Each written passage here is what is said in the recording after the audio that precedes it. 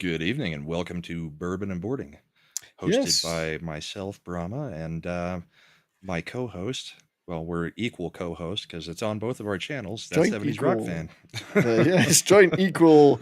Totally. Yeah. I mean, I might have a 25% tariff applied to my co-hosting.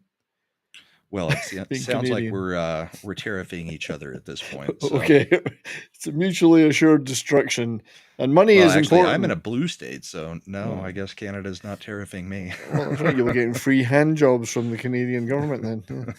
So we'll be talking about money later, though, because of the salary cap and its impact of salary cap increases, which may not be as good for some teams in Canada as they think, but. And it may have been some information that would have been nice to have about a week and a half ago before Rantanen was cut loose. I think you can blame your own team for that. I think they should have had the cojones to go through with making. He was willing to make a deal. He was, but I think the other part of that is, like McFarland said in his thing, we're not deep enough to win another cup. So at some point, somebody's got to go to get deeper. Yeah, to get the depth, and Natchez has been good. I mean, he fits right in there with McKinnon because he's fast. He does some things better than Rantanen and some things worse, but he can actually enter the zone with the puck where Rantanen cannot enter a zone. He has no ability to do it. And he trips over the blue line, is what you're saying? Yeah, that's why it was always a drop back pass to McKinnon on every play. Yeah. McKinnon was the one who entered the zone, but Natchez can do it, so that frees up McKinnon in other ways. And there's a few differences, but I think he'll end up slotting in just fine. And then he looks pretty good so far in the third line. So it looks pretty good so far. So yes, but we'll definitely get into that. We'll be talking about salary cap, trades, a little bit more of the 25 teams, quarter century teams. And a few clips here and there as usual. I've got a few things to say about Mark Stone, but that's not that we've not said things about him before. But yes, good evening, everybody, and cheers. We'll talk about what we're drinking, I guess, tonight. Sure. I guess I usually forget. Yeah. Oh, you're just opening one. Yeah, because I'm busy on Mad's channel. No, it's one that's already open, but I keep it in the tube. Some E.H. Taylor small batch. Nice, very nice. Well, I'm on low on it though. I've got to find some more. I'm on the Michter's small batch. Is a good one. Michter's, it's nice. Yeah, this is a nice one. I may not be able to buy sour it. mash is good too. Yeah, I may not be able to buy it going forward. It may be banned in Canada. Well, it won't be banned. It'll just be a lot extra. Everything's so expensive up here anyway, I wouldn't notice the difference. Right. Cheers. Cheers. Cheers, everyone. So good evening to everybody. Smokey's here, which is good. And Keely's here. Keely Chow is here. And I doubt Nick the Greek's actually been here for the whole 6 hours since he said, "How's it going?" But maybe he's back. I got visions of a skeleton sitting in front of a computer. Yeah. So Keely, we know you hate the Jets at the Capitals, right? The Capitals had one job tonight and they blew it. They lost in overtime to the Jets. I think it was the Jets. But what's most important to the Caps, of course, is that Ovi got another goal. That's what 18 counts. away or 17 away? 18 away. That's 18. what counts, according to. Well, it seems like that's what counts for the Caps. Is that Ovi gets sticking pretty close to first place. Yeah. Well, they got the loser point. So yeah, he's now 18 away, I think. Hang on, I'm trying to transition here. There we go. 18 goals to go. Yeah. He scored his 56th goal against the Jets / Thrashers, which is the highest total against any club and the most by any player against that franchise. So Ovi really does have a thing for the Jets. Keely, you'll be pleased to know. Well, at least he did for the Thrashers. Well, he did. Yeah. Who knows how much he's put on against the actual Jets since the Thrashers became the Jets. Well, that's true. Because Hellebuck has some say in it. Yeah. Ovechkin leads in. And there it was, the goal. Gets him to 18 within the... Not even from his office. No, it wasn't. It was actually from way back there. Right in the blue line almost. Yeah, that's a long bomb. I just got to wonder that if somebody tipped it in, if they would try and pretend they didn't, so he'd still get the goal. Likely at this stage. But anyway, there it was. That's 588 or something. I don't know. Anyway, that's the state of it. I just find it interesting. The NHL's got the whole. What's the title they use for it? The Great Chase with an 8 in it. Oh yeah. GRH Chase. The whole NHL's making a big deal out of it. I guess they got to make a big deal out of anything these days. It's kind of like when the home run chase was on in baseball. When somebody actually has a chance of doing it, you're going to make a big deal out of one of the biggest records being broken. True. It's interesting that he did, or the Caps have been so good this year. Not expected. Nobody expected that. And it's not really, it's not really just because of him, because when he was out, they were still winning. I think it is a little bit because of him, because I think they actually had a reason to actually play while he was out with the broken leg. So they got used to playing without him and actually winning. Then when he comes back, you're only that much better. So it's kind of like we used to see it on the Avs when, before we got to the Cup, we would have some of those portions of the season where everybody just got caught watching Nathan MacKinnon do his thing. Yeah. And they weren't actually participating in the play. Then you have MacKinnon go down for 2 or 3 weeks, and suddenly everybody can score and everybody can play. But, for the month prior, it was all on MacKinnon to do everything. So sometimes guys just get, stuck watching when you've got a superstar on the team. Yeah, I think so, especially if maybe at some point you think there's nothing to play for, particularly. It happens in some teams, but they've certainly clicked this year and don't show a lot of sign of slowing down. So they look good. Never just didn't see that coming. So no, it's kind of like Vancouver last year. Yeah, just overproducing what we thought they were going to do, and then they're back to reality. Unlike Vancouver this year. That's right. And they've been in the news for various reasons recently, and we'll definitely talk about that. But also, Shoresy, season 4, episode 3, which we've both seen. I thought it was pretty damn good. Tonight. I thought it was good. It was funny. There's lots of hot chicks in it. I laughed out loud. There was hot chicks. The storyline is not going anywhere fast. No, it's dragging out, and we know what the storyline should be, or is. It's really that little moments where it's about Shoresy, as he says, it's not scratching the itch. Yeah. Because he can't play anymore. They're going to have him do a few things before he finally bites the bullet and starts coaching. I did enjoy his last appearance on the, as he keeps calling it, TV show, and everyone has to correct him. Right.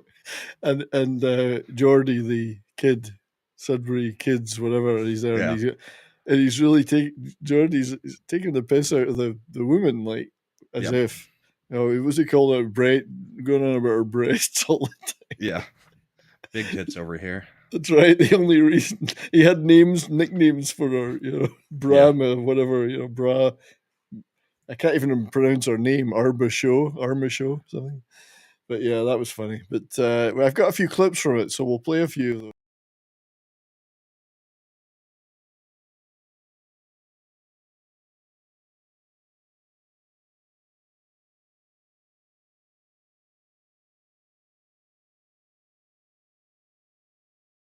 How's it going with the Pineapple Pals? Yeah, Shoresy, can I be a kumquat companion? Sure wish I had a green apple amigo growing up. I'd love to be cherry chaps with you. I know a young guy could really use a cranberry comrade. You and me could have been papaya partners. Yeah, can girls be mulberry mates too, or how does it work? If my buddy wants in, should he wax his eyebrows now, or can he do that later? It's good to know if I really want to make a difference, I can join the strawberry sidekicks. I mean, someone's got to teach him to exfoliate before applying self-tanner. Tanning though. Yeah. So there's a few more of those to come tonight. Just if I don't let me forget to play them. Well, and I don't think they're high schoolers anymore because he said he's reffing the beer leagues now. Beer league. So they've gone straight from high school to the beer league. Very Canadian of them. Very rural Canadian. But, so hail Tim. Tim's in the chat. Good to see you, buddy. Well, I guess we'll take a look at the. There's only one game still going on right now. I've got it on over there. It's of local concern, given it's Calgary. The Red Wings. I guess the Flames' recent acquisitions aren't helping out yet. No, they started Farabee and whoever started tonight, and Frost. They've started tonight, and they'll finish tonight, and that will be it. Well, the Flames, I think their general manager had basically said they've done well enough that we thought we should go out and try to make a run this year. So that was the reasoning behind that trade. But sure, they're still. It'll take them a little bit to get moving in that.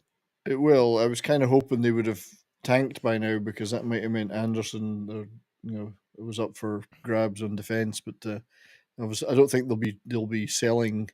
They won't be sellers now, so they're not going to be selling. No, but anyway, the Red Wings are beating them 2-0 tonight so far.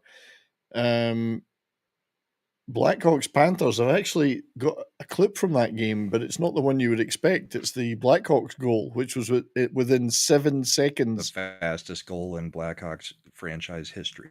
Yeah, so we'll be playing that one later.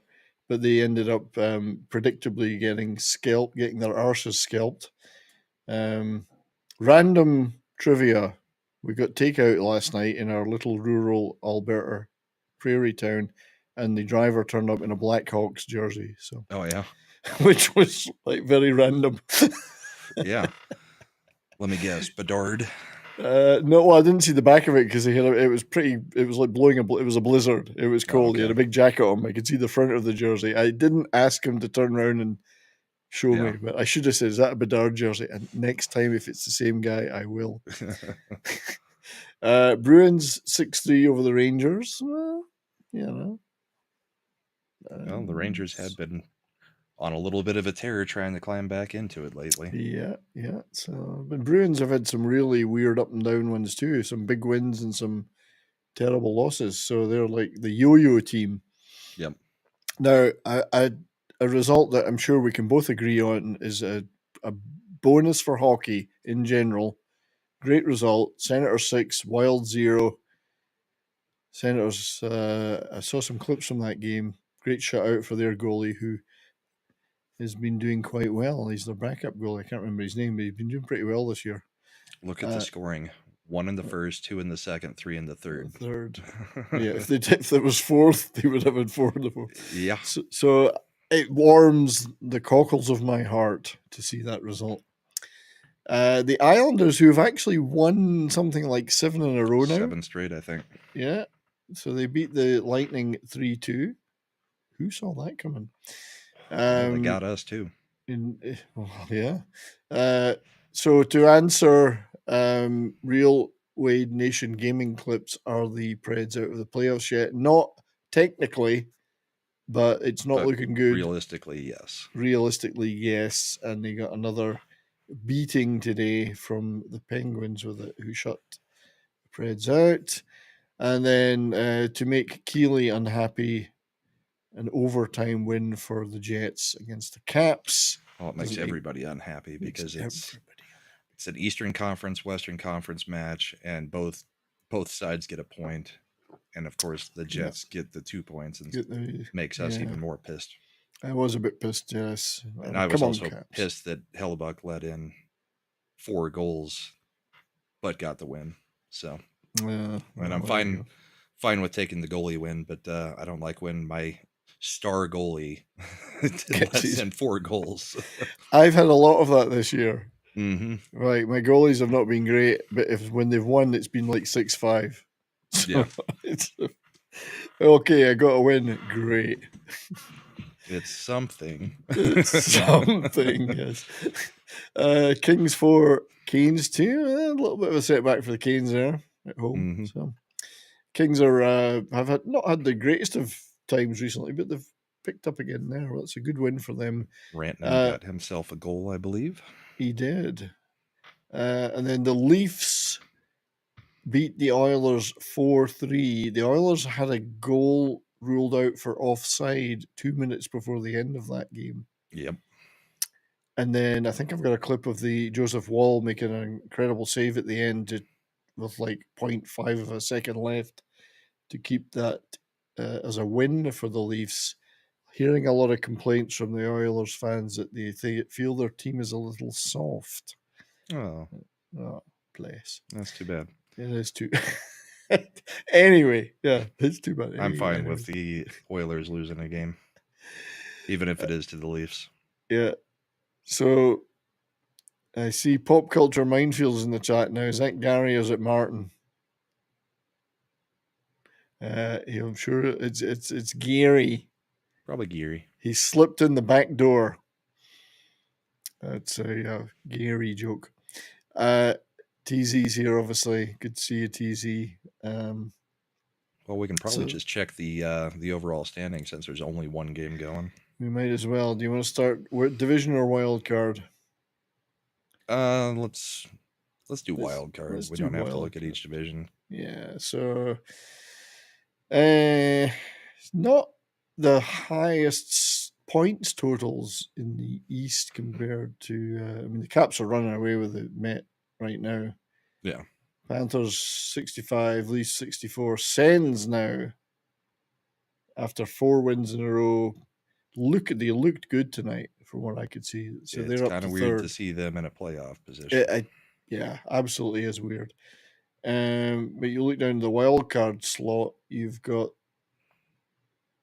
Columbus on 59, and that's a little bit. They're in the Met, aren't they? That's a little bit of a gap. There's a little bit of a gap, and there's a big bunch up right there at the wild card. Still a wild card bunch up. You could still see. I mean, all the way down to the Penguins. Anybody could still get in there. God, there's still plenty even the Flyers could still make it. Yeah. In fact, if you look at it, there really is only one team that's going to say, "Yeah, we're Buffalo's done." Kind of screwed. Yep, that's Buffalo. Yeah. What are they going to do? Are they going to blow it up yet again? I don't know. I mean, what they did a few years ago when they had all of those draft picks, like 7 or 8 of them in the first 2 rounds. That's right. All they've got is a whole bunch of young kids ready to go. So they may keep it together as much as they can and just try to let those young guys all, come up and kind of play into a unit as a group. But that's why it's not good to just hold on to first and second round picks. Well, like for sure. Stockpiling them. Yeah, and then of course Eichel wanted out, so they lost that. So, but yeah, if you look at the Atlantic, the Habs are on 53. Ottawa in third on 60. Okay, I mean, Habs are not playing that great right now, but it's still not insurmountable. No. Chug it. No, I'm not going to chug it. I mean, Boston's the one that's kind of in trouble here. Yeah. Because they've played 3 more games than almost everybody except for Florida. Yeah. Well, look at the tremendous drop-off. I always look at the goal difference. Plus 34, bang, minus 26. Big drop-off. The Mets, and oddly enough, Buffalo's is not that bad. It's funny, negative, but it's not that bad compared to some of the other teams. Not as bad as Boston. Yeah. When you're looking at the Met, I think this shows you some of the. I mean, when you look at that, yeah, the Penguins okay. You could say they're still in with a wild card slot, but yeah, it's starting to drift. The Flyers are starting to drift a little bit. Although those 3 bottom teams are all on 52. So, go back to the wild card. Let's look at the West because that's what we really care about. The only thing we care about. The Jets, unfortunately, have won 6 in a row. Yeah. That's right. The Caps, you had one job tonight. The Caps, one job. Stars 4 wins in a row, which is absolutely bizarre given our injury and other problems. Right. Yeah, and our total lack of offense from defense and all these other problems and issues, and yet for some reason they're still there and still winning, and have got plus 38 goal differential. For a team we all think as fans we think, oh god, we can't score. Somebody's scoring. Yeah. Well, Robertson is. He's really picked it up. If he'd started the season the way he's playing now, he would have been like a 110-point player this year. But it's kind of like we talked about last year. You guys don't really have the superstar scorer, but you've got the depth to roll 4 lines.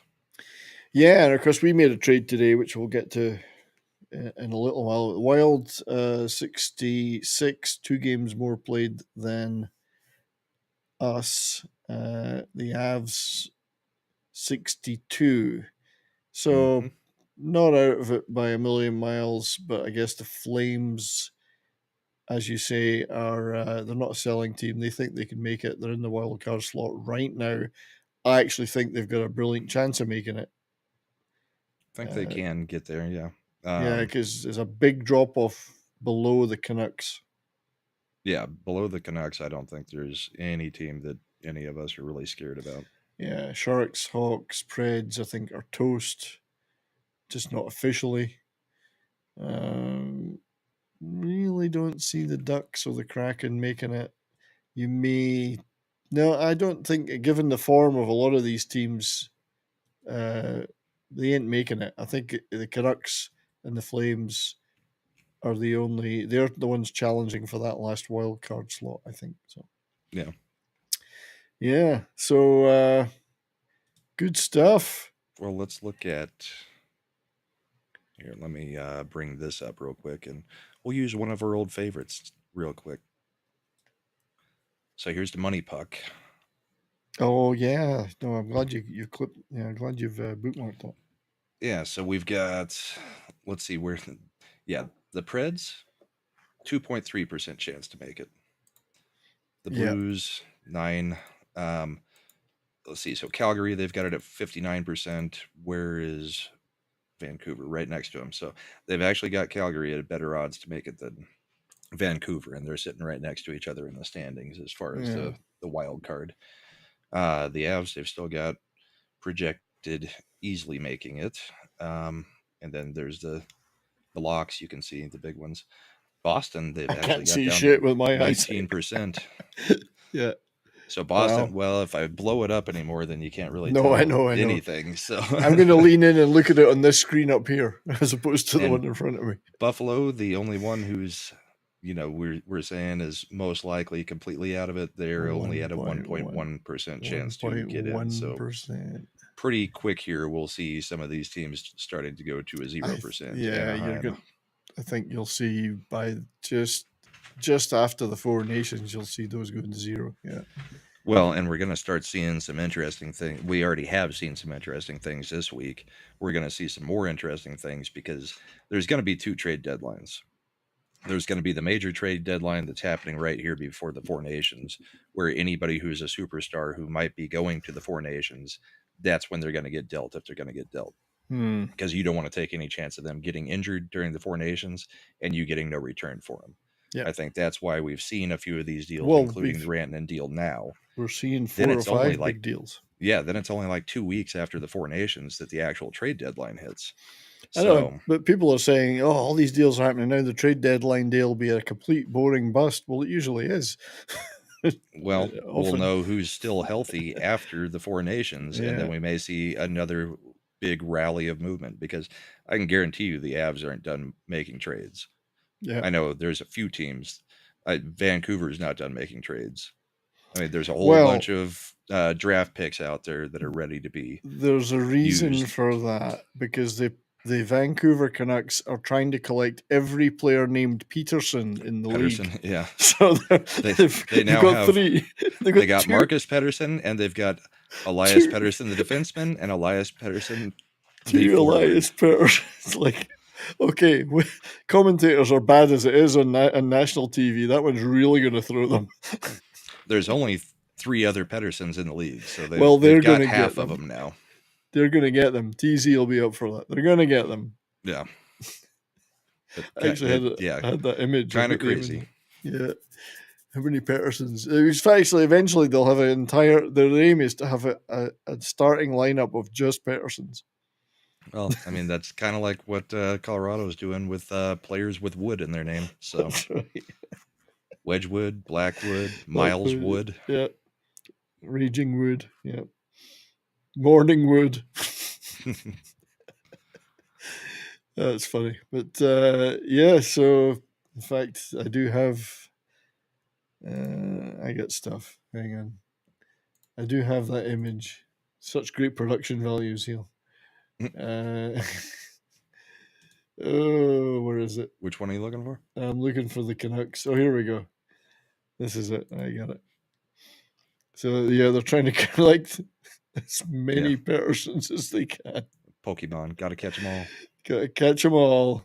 The thing is, which of the Elias Petterssons is any good? I don't think either of them. I don't think either of them, that's right.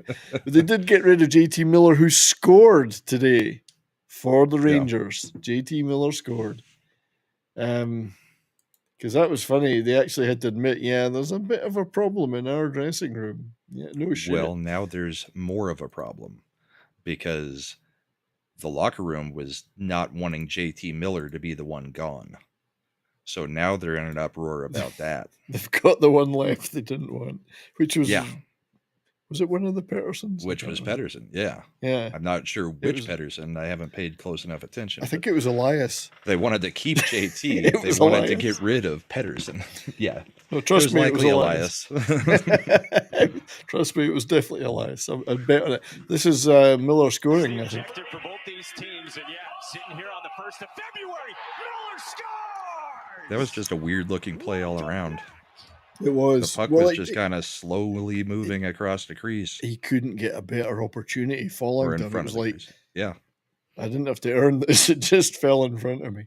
Yep. What was funny about that goal was there's me thinking, oh, that's quite a new, a guy that scored. I think he scored on his debut for the Rangers. And he scored on his debut second time around. Yeah. And I thought, that must be a record. No, he's the 7th Ranger to do that in history. 7th just of the Rangers to do it? 7th Rangers player to do that in history. That's funny, because you'd have to get drafted by the Rangers, and then you'd have to leave and then come back. Well, they've been going for a long time, don't forget. Yeah. But that is the weirdest thing. I thought, that must be a record. No. Nope, not even close. Not even close. When they get rid of him in the offseason and then bring him back in 2 seasons and he does it again, maybe that'll be a record. So I wonder how long. I mean, it's actually quite funny if you think about it. The Rangers, who have not been noted for their cohesion in the dressing room or indeed in any part of their organization this year, have got the guy that was the problem now in their dressing room. Yeah. They got rid of before. The locker room cancer that they've already gotten rid of one time. Yeah, he's back. At least that's how people are describing him. He probably came in with, I bet he came in with a big fur coat on or something. He went, I'm back, bitches. Oh shit! But no, anyway, he scored tonight, so that's I'm sure he's getting some social cohesion out of that. But how long will it last? Who knows? Yeah, we should look then. We'll do it now. We should look at as there's only one game still going, at the fantasy league. Yeah, I'm leaving it to the end. So you're back on top by a margin. Yeah, I took it back a little bit. took about 9 points this week back. So I think some of it was people picking off Mikey. Yes, because he went down a couple points, but I think so. Yeah, so he's 4.5 behind you now. Getting a shutout last night didn't hurt out of Blackwood from the Avs, so that got me back up into tie with the rest of you guys at 7. Yeah, you must have stolen half a point of me, you bastard. Yep. Not. I mean, I'm fighting with Smokey. That's my only. It's me against Smokey. I'm not going to make it any higher than that. Although you never know. You can both say that you beat Basco and beat my daughter. That's true. I'm still counting on the fact that I've only played 531 games. But then again, Smokey's only played 517. So if he's the guy I'm fighting with. If you're battling Smokey, you're in trouble. I am in deep shit. Night, Eric. Yes. The stat that really gets me is Mikey, 123 plus minus. See, Eric, have a good night, mate. Plus minus of 123. Yeah, it's unbelievable. Insane. It is insane. So shutouts, you, me, and Coach O are on 7. I've, of course, through inattention, missed a shutout because I left a player on the bench that I shouldn't have. I would have at 8 if I know that feeling because Hellebuck has had 7 by himself this year, and I think I've only gotten 4 or 5 of them because of inattention. So I would have about 10 if I had played my goalies, like if I had actually been paying attention to my freaking goalies. Yeah, because I just took for granted that Hellebuck's in there, and then forget to switch him out at times. Well, according to that, no. Does it say season total Hellebuck 5? That's how many I've gotten off of him, I think. Oh, right. Okay. Not how many you've. Okay, I get that. That's the scoring, not the. Yeah, that's how many I've actually been credited for having him in, but I think he's got 7 by himself. Yeah, it only goes back so far. I'd have to season stats. He's got 6. It shows it up top. Yeah. So I missed one off of him. Yeah. I missed one off of Onanen early in the year. And then I've missed one off of Bobrovsky. And Mad's new channel just rated.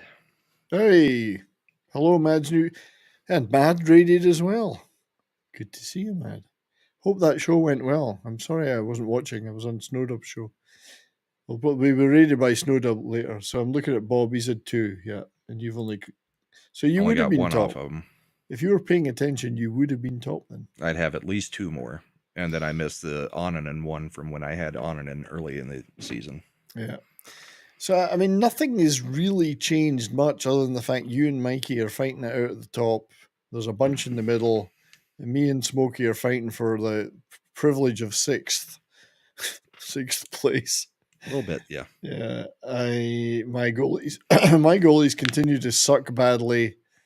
That's about it, really. And today, just not a lot of movement. A whole bunch. No, a lot of it is just through the week is just switching back and forward, really. So I have crept up a little bit because I was further down.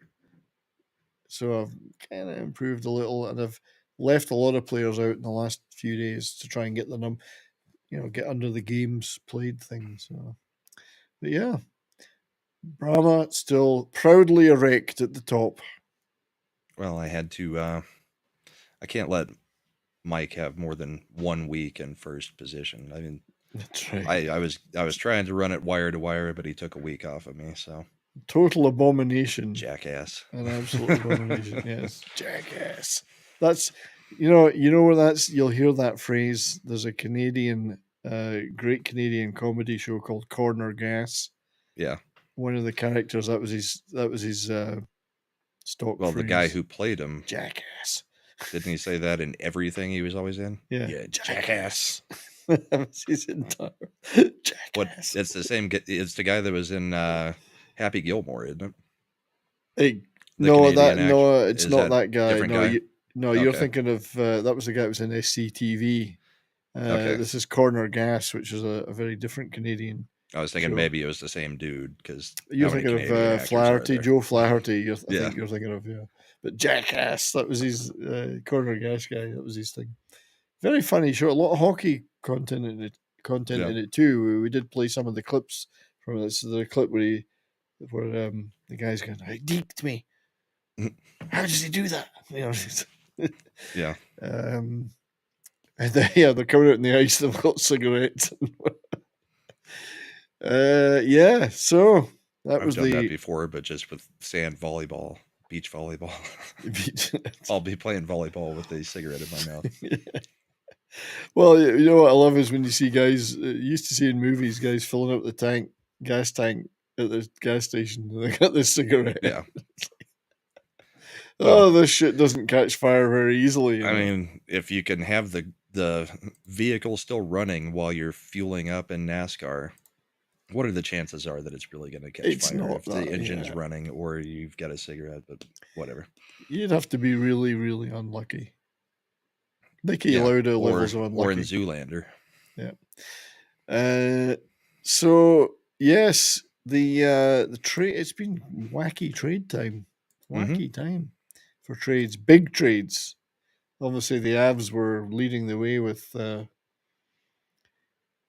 some huge trades, but this is the NHL's trade tracker, so obviously it works backwards, date-wise. Most recent first. Yeah, Stars cherry-picked a little bit from the Sharks.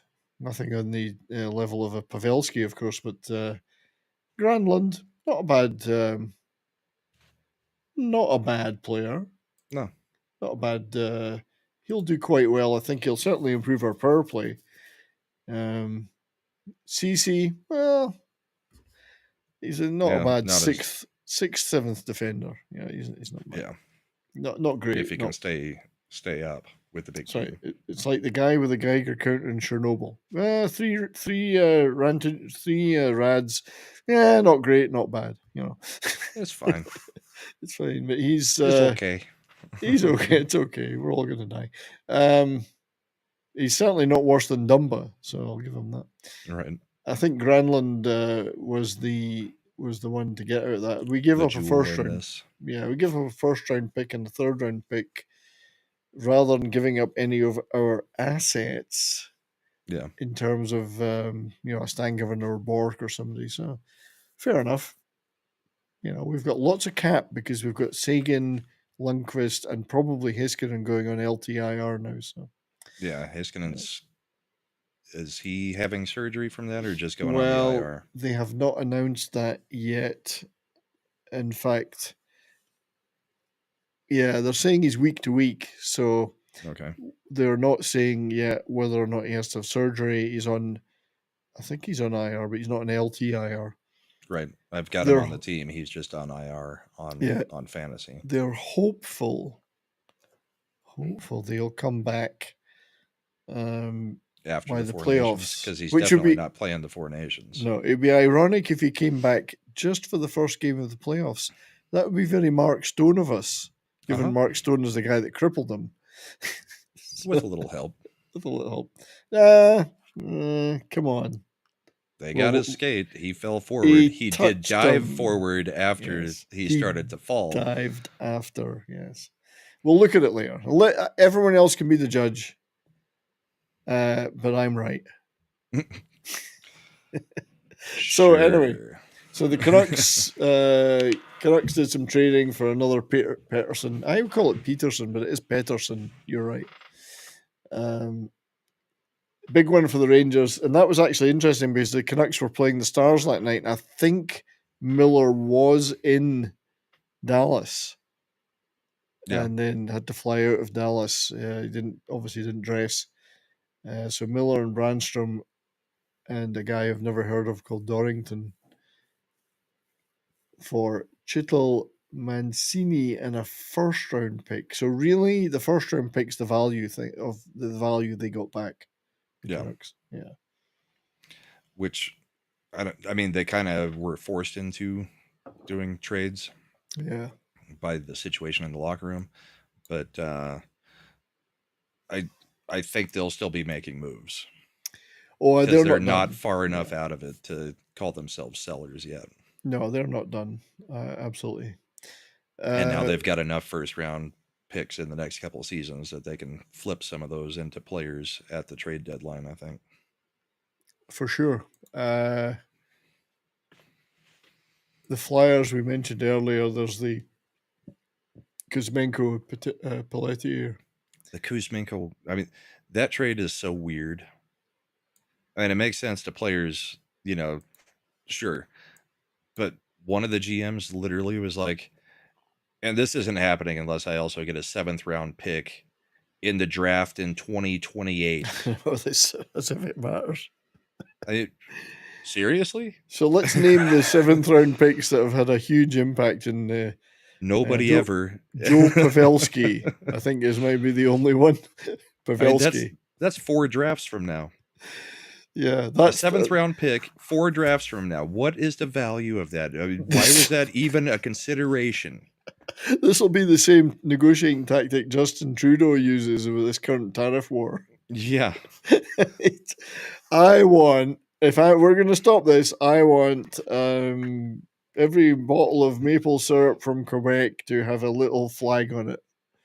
Yeah. 3 years from now. That says made in Canada.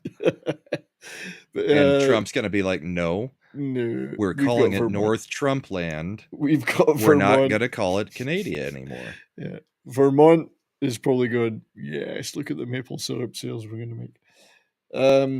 But anyway, it's a weird thing to argue over. I don't know how much argument there was because the other GM was probably like, okay. Yeah. If that's what you're asking, sure. Yeah, I might not even be in a job by then. Why should I care? Yeah. So weird. Yeah. So that's just not something you see in any. I mean, like a 3rd rounder and 2 picks or 2 drafts or something.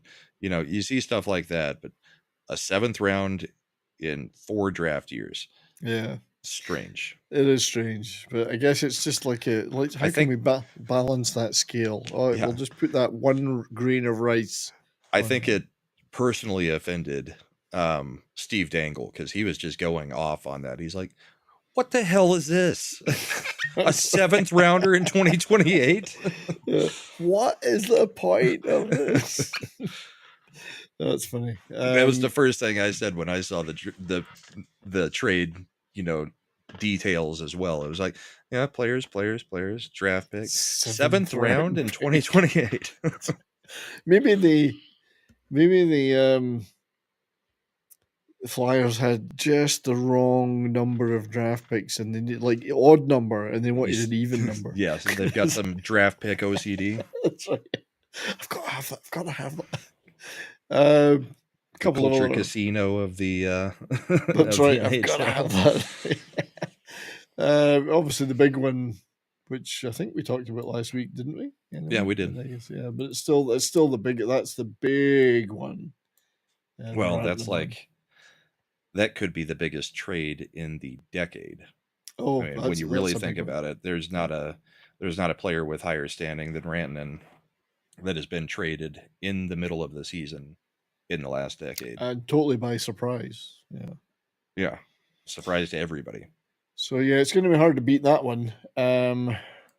There were a lot of players. That's just the trades, of course. There's a lot of players have been getting waived. I noticed the Blues had some trades, but Brandon Saad was waived. Saad, and I think he's signed with Vegas. Picked up by Vegas, yeah. And quite a few others were waived here and there. So, Grubauer from Seattle, the goalie. Oh yeah, that one kind of surprised me a little, but I mean, it's not that he's great, but I guess hasn't been great for him the past 2 seasons. That first season, sure, because he was who they took from us in the in that initial draft, I think. Yeah, the expansion draft, or he may have just signed with them. I can't remember if it was because remember they took like 4 goalies, like something goofy. Yeah, when they were doing the expansion draft. Which is fair. I guess you got to stock up, Yeah. Ooh. Like Southern Bell having all centers last year in our fantasy draft. I'm in good shape for centers. Yeah. Yes. So, yeah, if anyone in the chats has got any comments to make about trades that infected their teams, let us know, Well, and we actually had trades before these ones that were listed, because we went out and got our 2 goalies to swap out our whole goalie tandem. That's true. This year too. It's been wacky. The I Avs love have been trades. active. Well, I love that. I love active trade stuff because it's exciting. Well, I love it when a GM will look at things and say, this isn't working, and try to start fixing it before we get to the trade deadline. Tim quoting a classic movie line. Is this some kind of bust? Yes, it is. I can't remember the movie, but it's a movie. So, but the other thing that may affect things like this going forward, of course, is the estimated salary cap. Estimated salary cap which increase. is essentially the salary cap. And it's going to be significant over 3 years. So 5.5 million, 25, 26, 104 million, 26, 27, and 113.5 million in 27, 28, which is probably the value of the next McDavid contract on its own. Well, maybe. So it's 88 million this season. So you're going to get it's a huge jump. 7.5 million increase. Yeah, we haven't seen jumps like these in a long, long time. Yeah. And according to this, revenue reached record new highs thanks to US media rights deals, jersey and board advertisements, and other sources. So, yeah, we get more monetization of advertising with adverts on boards, on the ice, the on stupid digital ads that are on the sideboards, glass, on people's on their helmets and the jerseys. Hate it. So what does it mean? In Canadian money, that means your Canadian teams are going to have to find revenue to cover almost 162 million of Canadian dollars to match the same 113 US. Yeah. And immediately, so I'll get it. Let's change this back to our normal. So immediately I saw a lot of reaction on Twitter from certain teams. Let's say the Maple Leafs, the Oilers. Teams that are not happy that it is going up that much. Well, they're fans though. That may be the attitude now, but immediate reaction was, wow, this is great. And they're posting the images of Austin Matthews holding the cup and blah blah blah. Fake. Sure. AI, even AI was objecting to that. Like, no, I can't do it. You know how it goes. Tiananmen Square, you can't get any Chinese AI to save Tiananmen Square. Like, most AIs were going, show Austin Matthews holding the Stanley Cup. They're going, no, can't do that. Like, I can't make something that is not realistic in any way. But they were going, wow, great, because we've got lots of money. We can just now pay all these guys tons more money and have the superstars, blah, blah, blah. I'm not so sure. Yeah, in reality, Maple Leafs are probably going to have to blow up some things this season in order to get right and get to where they might actually contend. Because right now they don't have the depth. They don't have the scoring. Yeah, and then I did see some more sober commentators after saying, well, this isn't actually a good thing for Canadian teams. Right, it's bad enough as it is now. The dollar. Yeah, it's bad enough as it is now. But if you're being offered $14 million US to go to Florida, live in Florida or wherever, and with less taxes, no Canadian team is going to be able to compete with that offer.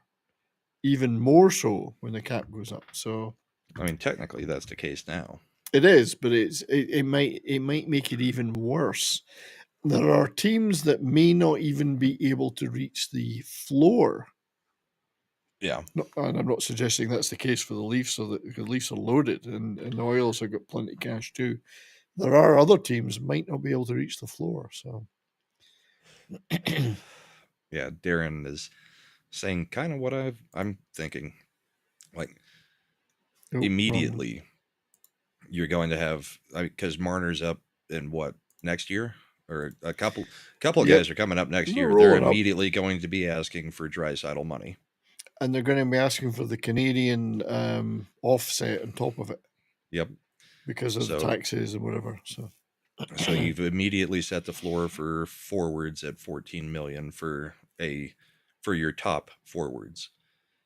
I mean, ultimately, yes, you can get a little bit more depth with the salary cap going up, but what really ends up happening is Draisaitl gets $14 million. Rantanen's going to get $14.3 million with whoever he signs with, and then everybody's just going to escalate like it always does. Yep, it's a lot of the teams don't really change because of this, because everybody kind of just gets a raise. No, I agree. I don't think it really makes anything change. If anything, it might make it worse for certain teams. For certain teams, yeah. I mean, there are teams like Arizona, as we saw, that struggle to meet the floor of the cap. I'm sure there's a few teams out there and a few GMs that are going, yeah, shit, I really don't know if we like this. you know, because it's such a big increase. So, but are half of those teams competitive as it is? I mean, does it really make a difference for them? How do you feel? Well, exactly. How do you feel though from an Avs perspective? Well, I think we are set up pretty good for the next 4 or 5 years. Now that the Rantanen situation is not a situation. Yeah, we've got a goalie for 5 years. We've got Makar for another 2 or 3 years. McKinnon just signed the extension last season, so we've got most of our players. Makar is going to get his payday, and McKinnon will probably get one short-term payday that will, kind of take him towards the end of his career. Yeah. So I think we've got everything sealed up that needs to be. We've got Nichushkin's on a long-term. Taves, I believe, is on a long-term. And really, your key pieces, McKinnon, Makar, you're not. What ultimately happened with Rantanen is, I think McFarland looked at Rantanen and was like, so, Mikko, you're wanting 14. I mean, at least that's what you're saying in public, or your agent saying in public. I mean, we've got Nathan McKinnon, Cale Makar, Mikko Rantanen. If you were anybody but you, which 2 out of the 3 do you pay? Because the obvious answer is Nathan McKinnon and Cale Makar. Yes. And that's ultimately what did you Rantanen would as go an that Avalanche. Way. Yeah, absolutely, you would. And that opens up money that would be just doing the same thing the Leafs do and having, a whole bunch of guys at the top paid, or Edmonton, and not have anybody underneath that. So now there's millions of dollars opened up to get some depth scoring and some, a better bottom 3 or bottom 2, bottom pair on the defense. It's at the depth end. It'll help some teams. Yeah, I agree. Because that's the other thing about this trade that we just did. Immediately, because of the depth that we now have with Jack Drury also coming in, we're rolling 4 lines. So that takes 3 or 4 minutes off of McKinnon's playtime every night, where he does not have to do 27 minutes as a forward. Yeah, the Stars have had that approach. They certainly had it last year. If you can roll 4 lines, that's typically advantage. Yeah. You guys put us out in the playoffs. That's typically what teams do.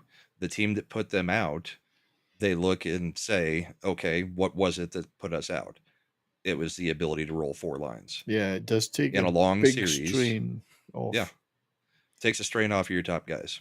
Yeah, I think from the Stars' perspective, I think it's a good thing. We typically don't have the overpaid superstar thing anyway, right? And we've got guys like Wyatt Johnston coming up that are going to want to get paid, but they're not going to be paid at the same level as those superstars. They'll be below that.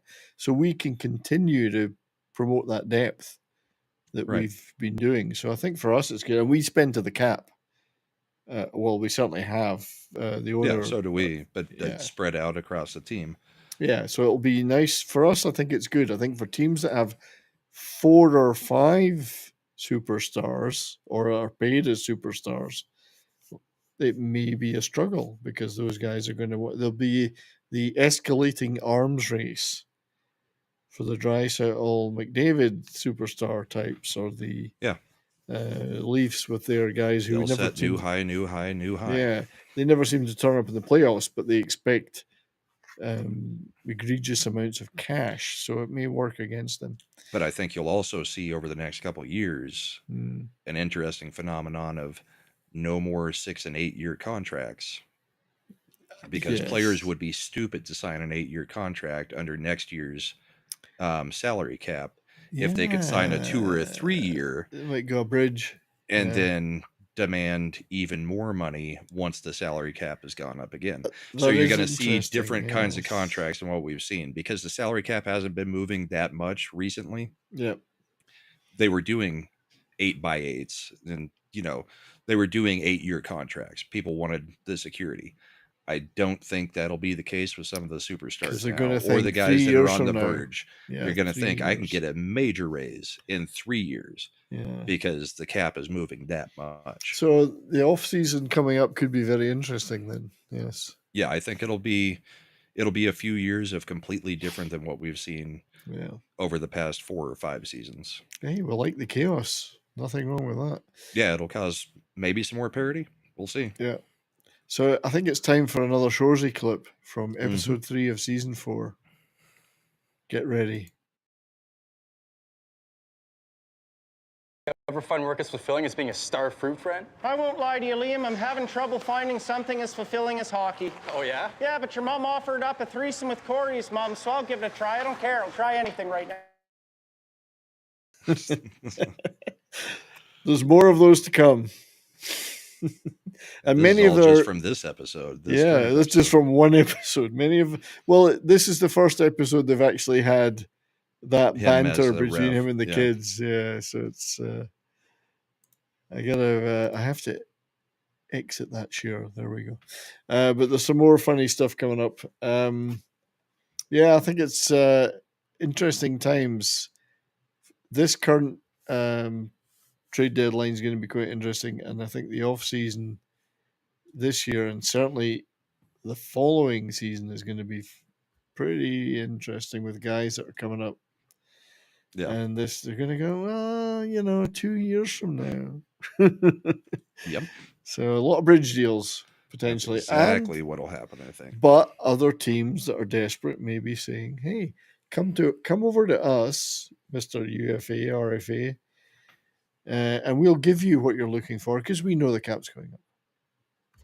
Right, but you know what else that creates is if you have players on shorter term contracts, that creates more rental players at trade deadlines. It does. Because I like it. Chaos. I embrace the chaos. Because it's not people that are, still locked up for 6 years. Most teams aren't wanting to take on those kinds of contracts unless it's with their player. Yeah. They don't want to do that in a trade. And players on 6 to 8 years, don't typically get put into the trade bin unless there's something egregious or they're asking for the trade out.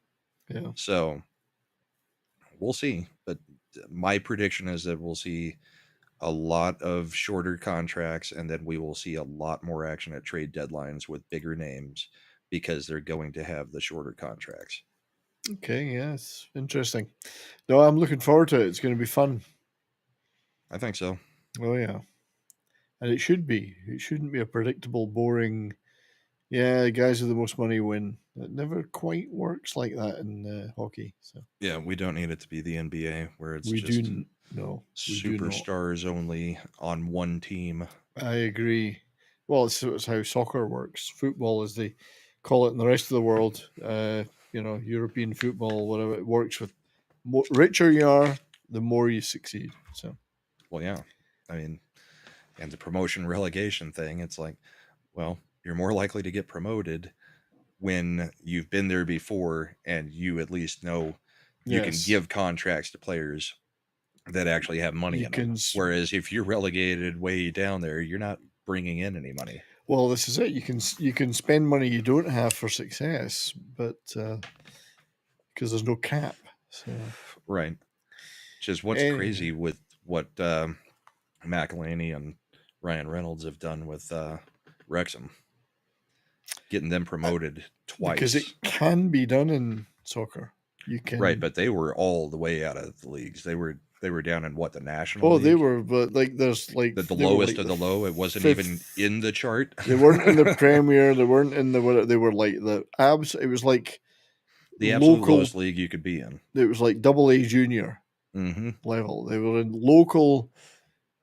Yeah, we play guys that are from shithole towns that have got 20,000 people level. Yeah. I do have a couple of Avs clips that we can do since we haven't done. Well, that's about. We're out of time now. Show's over. Sorry. Go for it. This one was Jonathan Drouin just showing amazing hand-eye coordination. He comes middle to the long shot. I don't know if there's any sound. No, I hear it. Nice. So watch what happens. It goes behind the goal. Oh, wow, yeah. Gets popped up in the air, and Drouin, as he's coming in, adjusts his stick and deflects it out of the air. Oh, yeah, you see it from that angle much better. Yeah.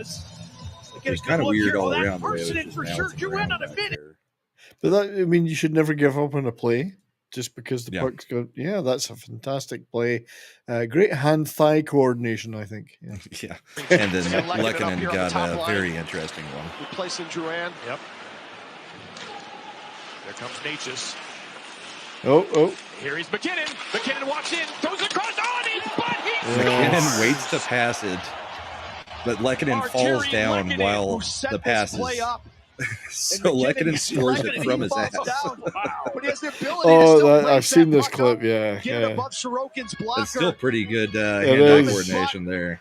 Not even well, actually, Ovechkin has done that. McKinnon had a good laugh afterwards too behind the net. But here's the play by Natchez. So this is the new line: Natchez, McKinnon, and then McKinnon does the rest, passes it. I think it looks good. Yeah, I mean, I like Natchez. Natchez is good. I like him.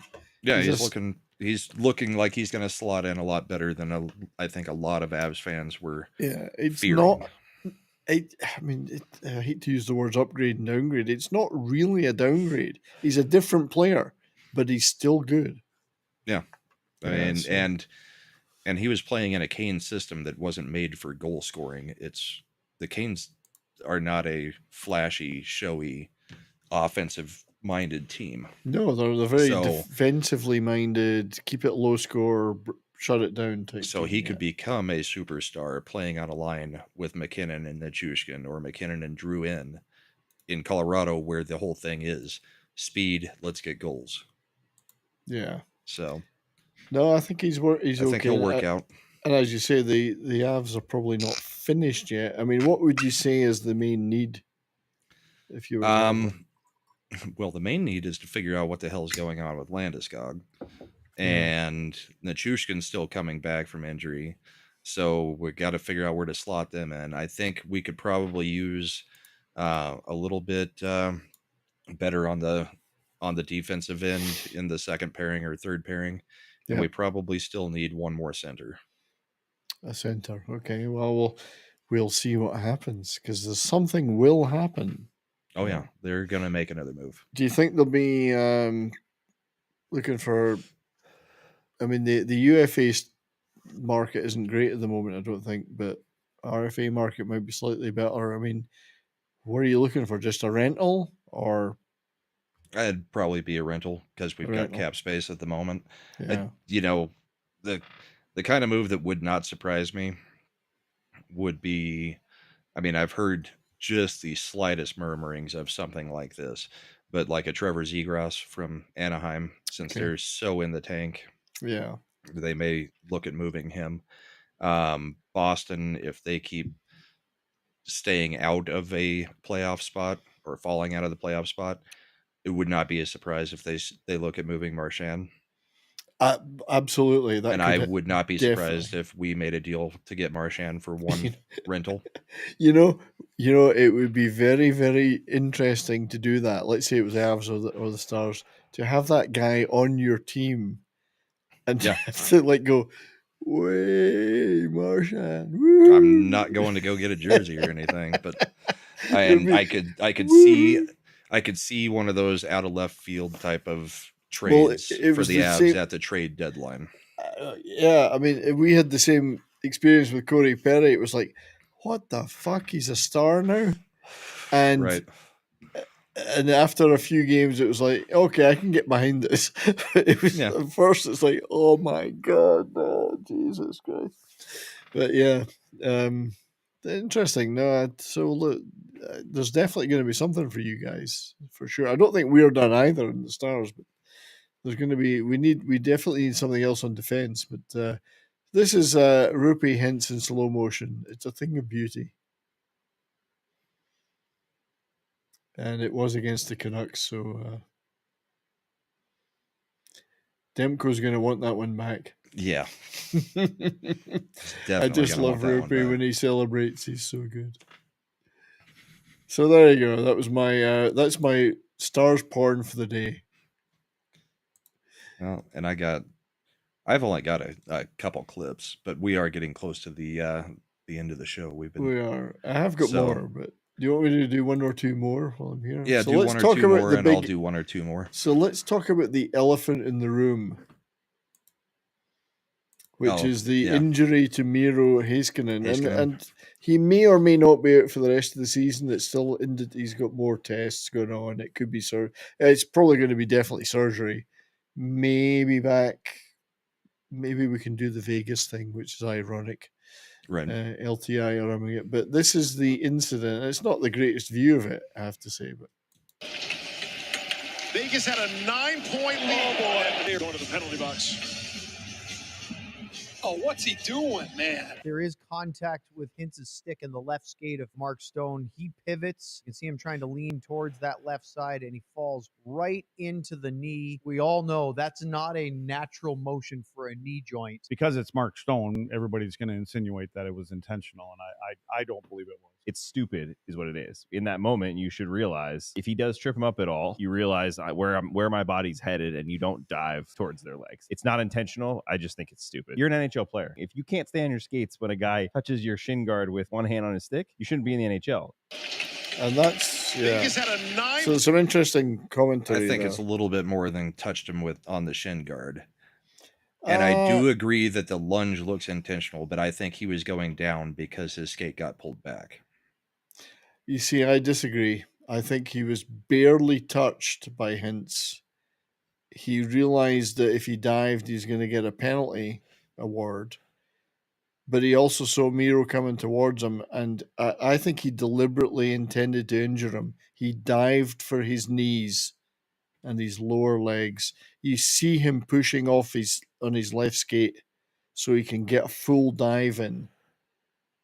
And see, I see his left skate is going out from under him. Yeah, I really think he intentionally went out of his way to take Miro out of the game. I think he was going down naturally, and then he lunged as he was going down. Yeah, he lunged forward and he made the attempt to take Miro out of the game. Whether he intended to injure him as badly as he did is impossible to say. But the distance. There is contact. The distance between this, if you look at that, the distance between the touch and this is incredible. Right, which is where I'm saying, yes, I think he does lunge, but I think he was going down naturally before he stretches out to lunge. Yeah. But you know what? I think it was intentional that he made contact. I don't think it was intentional that I think he was starting to go down from having his skate pulled. So even if it was the slightest pull. Yeah. You know what really pissed me off and most Stars fans is they showed after that, I mean, Miro's hobbling off, getting helped off. Stone goes back to the bench, gets the iPad, watches the incident and starts laughing. That's what got everybody pissed off. He was laughing about it, smiling, joking. The other two stars, the other Knights players around him were yucking it up. They laughed about a fellow professional being injured. Yeah. And that's unacceptable. That's kind of the Knights. Given Stone's record in the past, especially of what for he's faking done. injury. Yeah. Allegedly. If he'd been like, oh, fuck, yeah, that was bad. He laughed about it. He was yucking it up. And there's at the same time as Miro was being helped off the ice. For me, unforgivable. I think he went out. He took an opportunity to take a key player out of a division conference rival. Right. And he took and it. out of the 4 nations. Yeah, he took it. And it wasn't my fault. I was tripped. Fuck you. You dived. Lunged after the trip. Yeah. Here's another weird body motion after a hit. Yeah. I don't think I've ever seen anything like this. Ooh, jeez. It is a strange one. Oh. Like he goes literally flying. He goes like 6 feet sideways. Yeah. Wow. I've never seen a hit like that, or at least a response to a hit like that. And then here's one, a suicide pass. Oh, this was ill-advised. Yeah. Pass. Oh, I had that one in my clips yet. Like, oh, what are you doing? Don't pass that. Oh shit. Yeah. That's a hell of a takeout. Yeah. It's like when a quarterback leads a wide receiver into the biggest hit that they possibly could. Yeah. Oops. That's, yeah. I mean, I hate those suicide passes. Like, you're thinking, oh, no, don't pass. Oh, he's passed it to him. Oh, shit. You've passed it to your own guy and he's a sitting duck. Yeah. Yeah. It's like no, don't. No, not worth it. There's better ways to get out of the zone. It's too late. And what's up, Bacon? It's long time no see, man. Yeah, good to see you, man. Torts got a little bit pissed this week. Well, he usually does. Yeah, it's understandable though. Mitchkin or whatever their new guy's name is, upcoming superstar, in the running for rookie of the year, but he made just a horrible play, just left the play wide open. And Torts leaves him on the bench and has an argument with him. Torts is screaming at him, but I understand both of their frustration because the guy doesn't speak a word of English. He knows only Finnish. Yeah. So Torts can't tell him, he can't really coach him. And Michkov is, pissed off because he's getting yelled at. He doesn't understand anything that he's saying. He probably knows he's screwed up. And he's defensive. Yeah. But I mean, it's got to be hard when there's nobody on the team. I mean, they did sign somebody that played with him in the KHL to come over so that he at least has somebody to talk to, because he doesn't speak English. So he's got nobody to talk to on the team. Torts can't communicate with him effectively because he doesn't speak English, and he can't communicate back because he doesn't speak English. Torts doesn't speak English. No, Torts doesn't speak Finnish. Yeah. Torts doesn't speak. No, Torts doesn't speak angry. Torts speaks Torts. Yeah.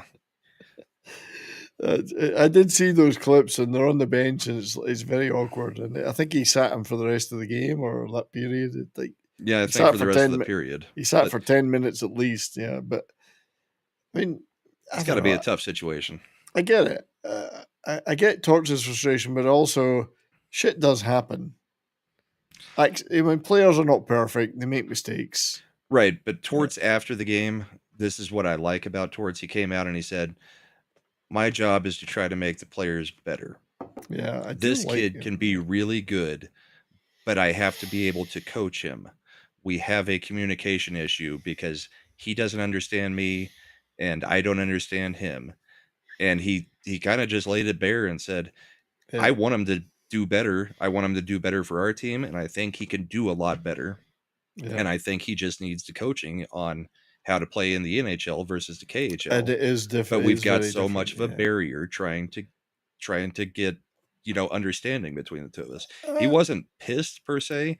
He was more just frustrated that they can't seem to figure out a way to figure out how to get the guys on the same page. I do agree with D-Bud Martin, though. I mean, who doesn't speak Finnish? Come on. Yeah. Every vowel in the...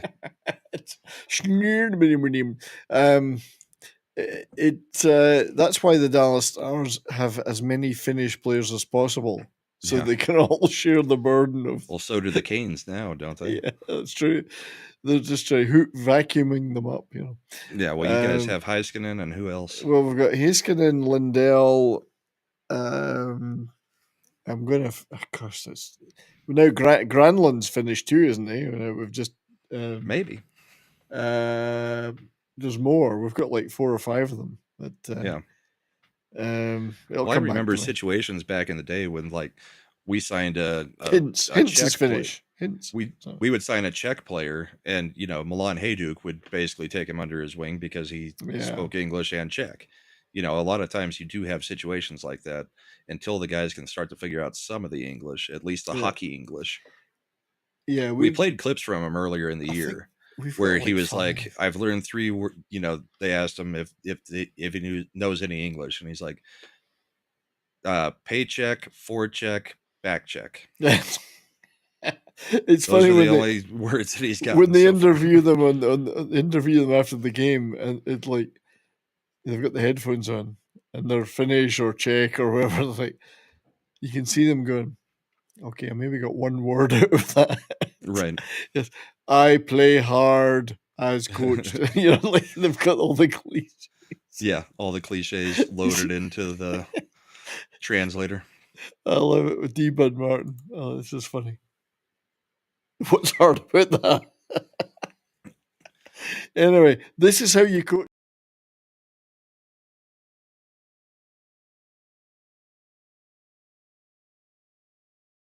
Shoresy. Fuck you, Liam. I was really loving how affectionate your mom was the other night till I realized she was just wiping her Dorito hands on me. Fuck you, Shoresy. Fuck you, Corey. Ask your mom why it feels like I'm pissing Vicks Vapor Rub. I didn't sign up for this.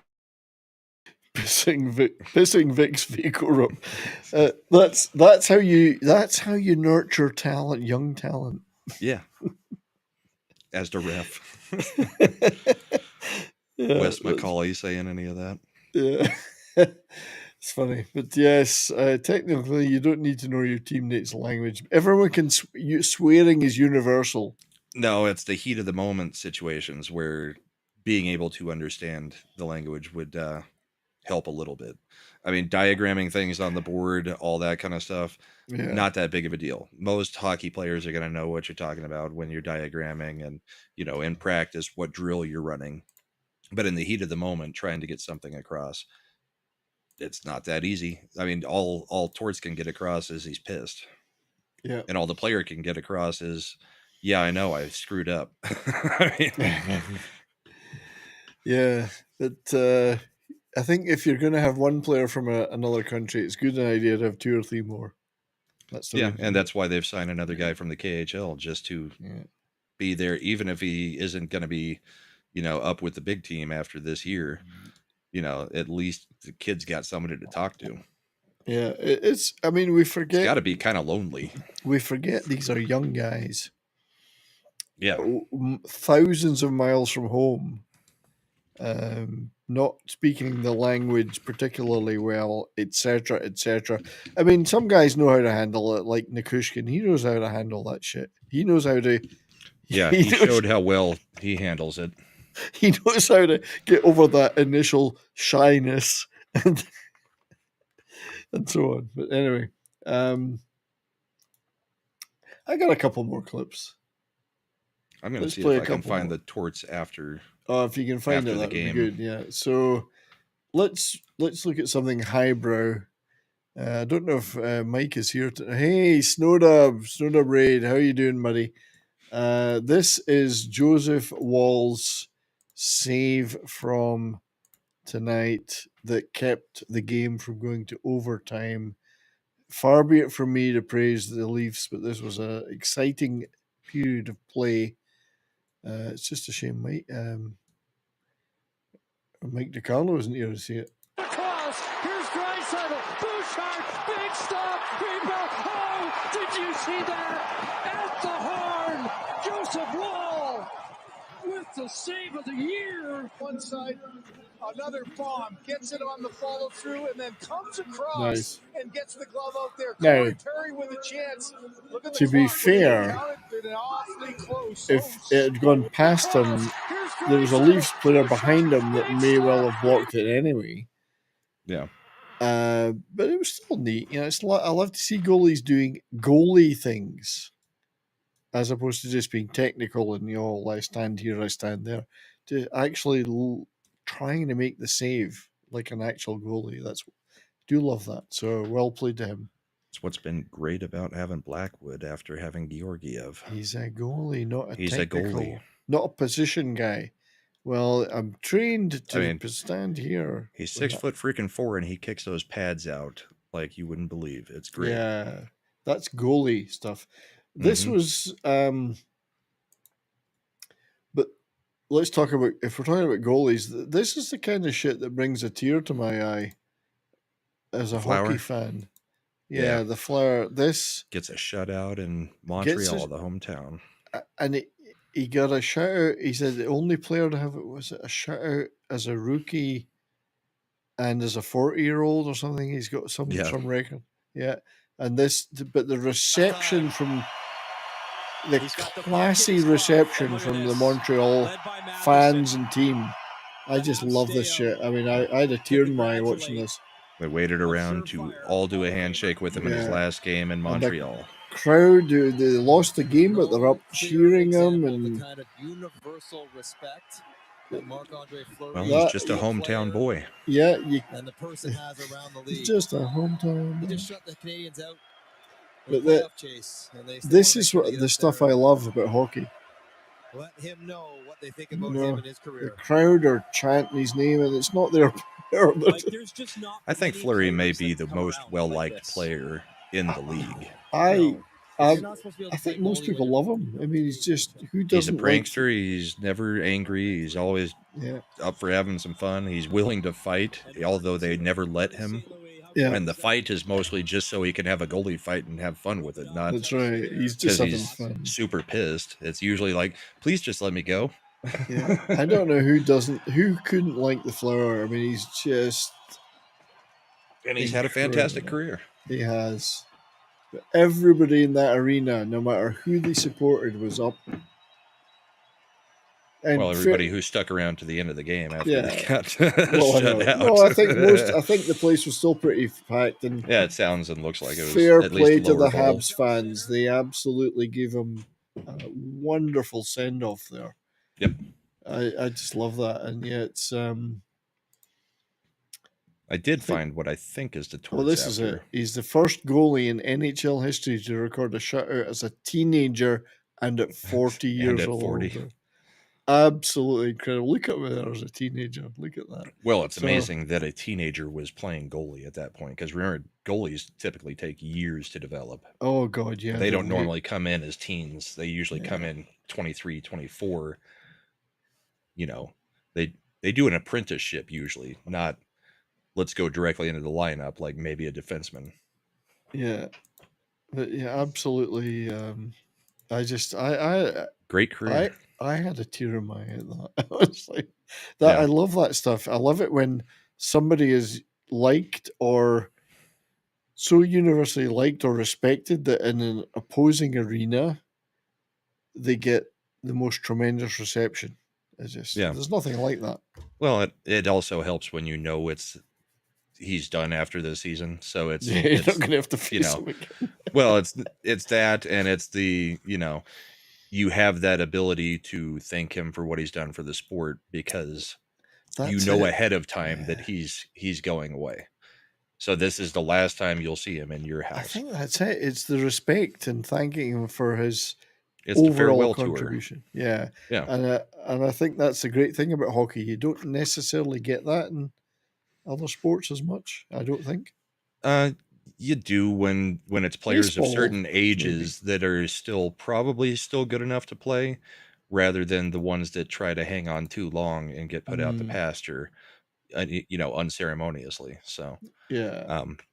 So here's Torts on benching Matvey Michkov.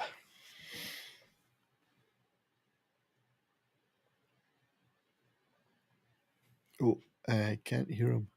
You're not getting sound? No. Let me fix it real quick. It's going to a different portion of the soundboard. No since I'm worries, playing it from YouTube. I know what you mean. Sound is always the worst thing. Mm-hmm. Audio. Like I said, I've said all along here with him, we are so far ahead of the process with him being here this year. And that continues, even tonight, tonight's process. It needs to be, we're trying to teach him how things are done here. The things of understanding conduct of a pro, all the things you do to play. So, yeah, I'm not going to get involved in the situation. Someone on the bench tonight, I'm not going to give you specifics, but you may not believe it, but it's for the right reason, because we care about him. I care about him and where he is in the process, how far along he is in the process. And I'm not going to fail him by cowering away from situations that people may second guess or whatever it may be. We're going to do it the right way with this kid because we think he's that special. So it's my job to do that, no matter what happens. I think that is, as much as a lot of players hate playing for Torts, and some players love playing for Torts. Yeah, I think that is the attitude you want your coach to have. I agree with what you said. I mean, I think that's a pretty good speech by Torts right there. Nope. Did I lose you, Brian? Or did you guys lose me?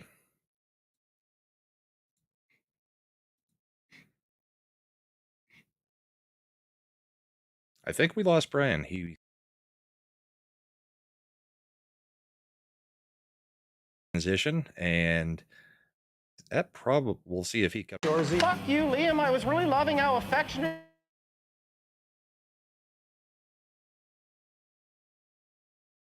Are you there? Okay, now we can hear you. But we can't see you. Or at least I can. Nope, I think we lost Brian. I don't know what's going on with EV Mux, but I know Brian has a show on Monday, so go check that one out. We're going to be tossing the chat, at least on my side, over to Zach's show for the remainder of his show this evening. And we have the bullpen tomorrow morning in about 12 hours. Okay, I'm back. There, you're back. Yeah, I've had a shitty computer. To reload? I'm trying. I've got actually a studio rebuild in the works. I've got a bunch of equipment behind me to try and fix this shit up. Yeah. I'm back. I was trying I told to them do about your Monday show. Yeah, well, yeah. I'll save the rest of the Shoresy clips for next show. But yeah, so we'll probably wrap it up. But Torts, I was trying to say about Torts is what I like about Torts is he's an individual and he's passionate. Yeah. In a corporate sports world where everyone's trying to be, just like this. He says things that are from the heart. And I like that. I might not always like what he says, but I like the fact he says it. So he says it. So anyway, I did love that clip of him back on the 11th where he like parts his players to go down and scream at the ref for like 2 words and then pats the ref on the back. And then goes back to just furious. And then I guess he realizes he was wrong or something. And he's just like, okay, you may go now. Yeah, he's quite he's an interesting coach. He's a character, and we need characters in sport. We don't want the bland corporate thing. Fuck you, Liam. I was really loving how affectionate your mom was the other night till I realized she was just wiping her Dorito hands on me. Fuck you, Shoresy. Fuck you, Corey. Ask your mom why it feels like I'm pissing Vicks Vapor Rub. I didn't sign up for this.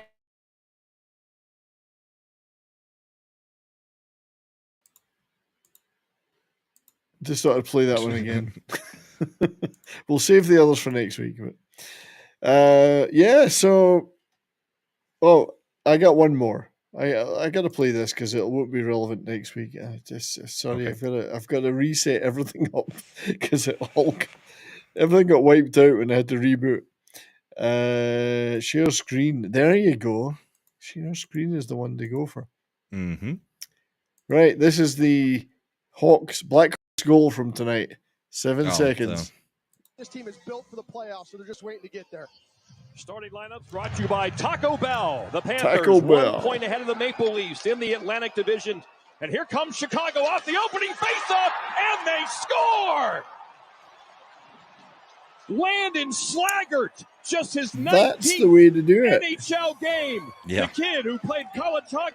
And the only one they got all night. This is right off the draw. Slaggert. And they lose the game 5-1. But I love that. Bobrovsky lost my freaking shutout in the first 7 seconds and then shut them out the remaining time. It's like 7 seconds and he freaking blew Bob. Anyway, that was fun. It was I don't know how. I've always thought, why don't more teams, and maybe it's just I'm so naive, why don't more teams try and do that? Just win the puck on the face-off and just bomb it up the other end as fast as you can and see what happens. Well, I think he just poked it through. If you bomb it too hard, the goalie's going to get it. I mean, it has to be going at the perfect speed, and the player's got to get a jump from that other wing for it to ever happen. It's very rare that you see that. So anyway, I think the Flames game, by the way, I think the Wings won 2-1 in the end. I may be wrong, but so I think that game's over and it was 2-1 to the Red Wings. So. I can check real quick. What do you got coming up? So coming up tomorrow, I'll probably be on Midnight's Edge After Dark if Tom does a tier list. Tom does a tier list. If not, I would be on Culture After Dark. I think that's invite only, though. I'm not sure I'm on that invite list. I'm not sure what's going on with it anymore because he's limiting the panel as much as he can to just have a controllable panel. Indeed. So I'll probably be on the Tom's tier list thing. Midnight's Edge After Dark. But Monday on my channel, 3 p.m. Mountain Time, my weekly show, we're going to be talking about the movie Capricorn 1, if you've ever seen it. Nope. Yeah. It's a 1977 thriller directed by Peter Hyams, starring James Brolin, Sam Waterston, and O.J. Simpson. And it's about a fake Mars mission, fake Mars landing, and the pilot and the astronauts that take part in that fake.